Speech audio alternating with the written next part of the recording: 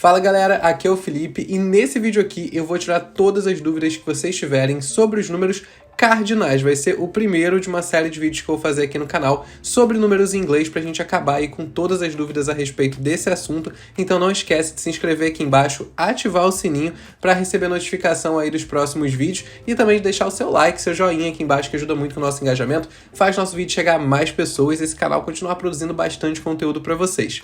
Lembrando que nossas redes sociais e o site da Punkify estão aqui na descrição, então também não esquece de acessar lá para conhecer a gente um pouquinho melhor, uma escola de inglês aí com método disruptivo que vai te ajudar a inserir esse aprendizado mesmo na sua rotina conturbada e cheia de atividades. Bom galera, os números em inglês eles seguem aí uma lógica bem prática, então nesse vídeo aqui eu vou passar todas as dicas que vocês precisam para não errar mais números cardinais a partir de agora. Começando aí por o que são números cardinais, né? Vamos tirar isso logo da frente. Números cardinais são os números na sua forma base, naquela forma comum, ou seja, 1, 2, 3, isso são números cardinais. Então vamos passar aí por eles, ver quais que a gente vai precisar decorar e quais que a gente vai poder aplicar aí uma lógica para quando a gente não souber exatamente qual é, a gente poder lembrar e chegar na resposta certa. Começando então do número 1 ao 12. Do 1 ao 12 não tem o que fazer, a gente precisa realmente decorar. Cada um vai seguir ali sua fórmula própria, vai ter seu próprio nome. É uma galera com bastante personalidade e eles escolheram os próprios nomes. Então, quais são eles? A gente tem 1, 2, 3, 4, 5, 6, 7, 8, 9, 10, 11, 12. Esses 12 primeiros realmente não tem muito o que fazer, eles vão depender de memorização e vocês vão precisar decorar. Quando a gente chega no número 13, a gente começa a aplicar uma certa lógica. A partir de agora, do número 13 ao número 19, a gente vai adicionar o finalzinho 10. 10. Essa vai ser a lógica que vai se aplicar aí do número 13 ao 19. Eles vão parecer um pouquinho os números que a gente já viu do 1 ao 12, porém eles vão aplicar aí esse finalzinho do 10. Então vamos ver como é que fica? Então a gente vai ter o 13, 14, 15, 16, 17, 18 e 19. Lembrando que a sílaba tônica vai ser sempre no 10, tá? Então 18, 19, 14, 15, 13, a sílaba tônica sempre no final. Então beleza, a gente passou do 19, agora a gente chegou no 20. Como é que a gente fala o 20, mas não somente o 20, todas as outras dezenas, né, redondinhas aí, 20, 30, 40, 50. Quando a gente for falar desses números, a gente vai adicionar o final TY, T. Beleza? Que confunde bastante aí com 10. Então prestem atenção não só nessa pronúncia, mas também quando vocês estiverem lendo e ouvindo se a pessoa está falando com o final 10 ou com o final T. Beleza? Então a gente teve aí 18, 19 e agora a gente vai ter 20, que se fala 20. E aí a gente vai ter 30, 40, 50, 60, 70, 80 e 90, beleza? Todos com o final T. Então a gente já foi aí do 1 ao 20, né? Lembrando que do 1 ao 12 eles vão ter seus próprios nomes. Do 12 ao 19 a gente adicionou o 10 no final. E agora, a partir do 20, a gente adicionou o T, né? 20. Então agora a gente vai para os números um pouquinho mais longos, em que a gente tem a casa decimal e também tem a casa das unidades, como 21, 37, 45. Então vamos entender como é que funciona essa lógica. Quando a gente chega nesses números que são acima de 20, o que a gente vai fazer vai ser bem simples. Na hora de falar esses números, o que a gente vai fazer é como se a gente estivesse dividindo essas duas casas. Então a gente sempre vai falar a casa das dezenas e depois a casa das unidades. Muito parecido com o que a gente faz no português, né? Quando a gente chega no 22, a gente fala 20 e 2. A gente separa a casa da dezena da casa da unidade. Se eu vou falar para vocês 45, eu tenho 40 e 5. Então eu separo as duas ali. A diferença é que no inglês a gente não coloca esse e no meio. A gente não fala and. A gente só fala as duas casas. Então, por exemplo, 22, eu tenho 22. 37, eu tenho 37. 48, eu tenho 48. 59, 59.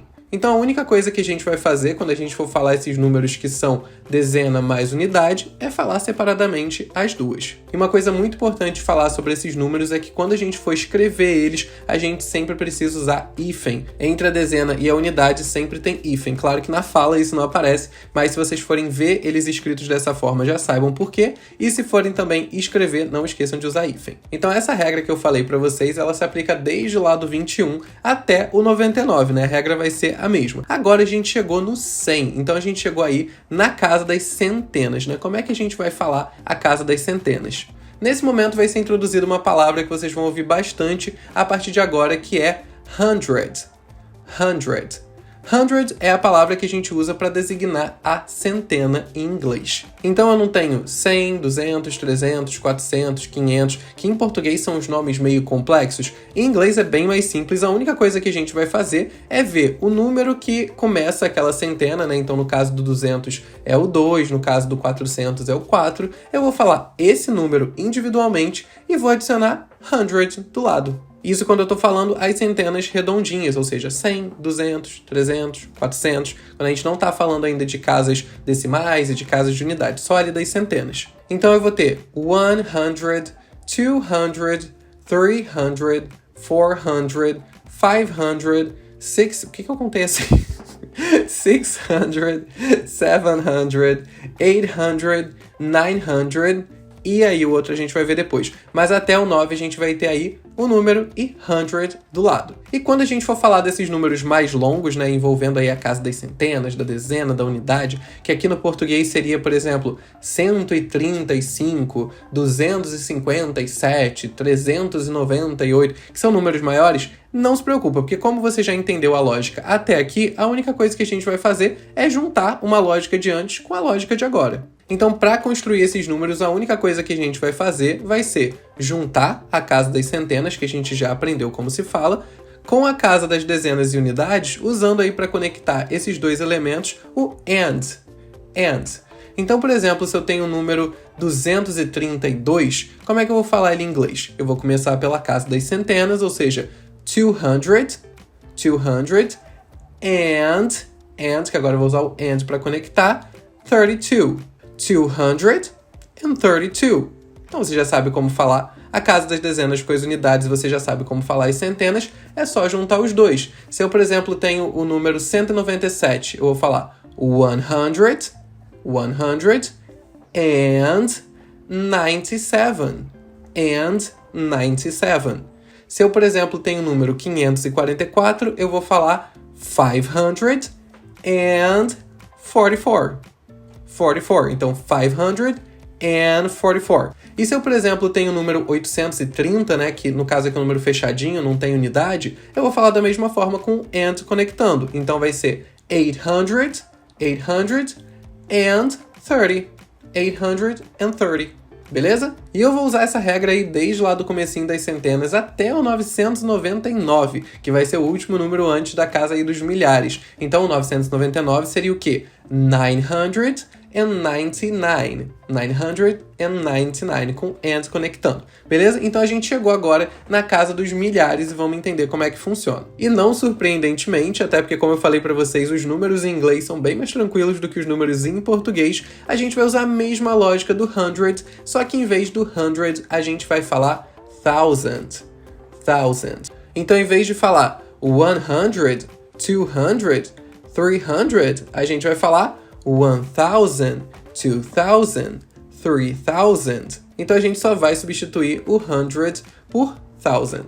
E para quando a gente for aí para os números maiores, que são os mais assustadores de todos, né? Por exemplo, 1056, 2195, que a gente vai precisar juntar aí a casa do milhar com a casa da centena, com a casa da unidade, vocês não precisam se preocupar porque vocês já sabem como todas elas são feitas. Então agora é só juntar tudo mesmo. E para juntar agora a casa dos milhares no que a gente estava aprendendo, é muito simples, vocês só vão colocar a casa dos milhares na frente. Então se antes eu tinha o número 456 e agora eu quero falar 2456, em vez de falar 456, eu vou falar o quê?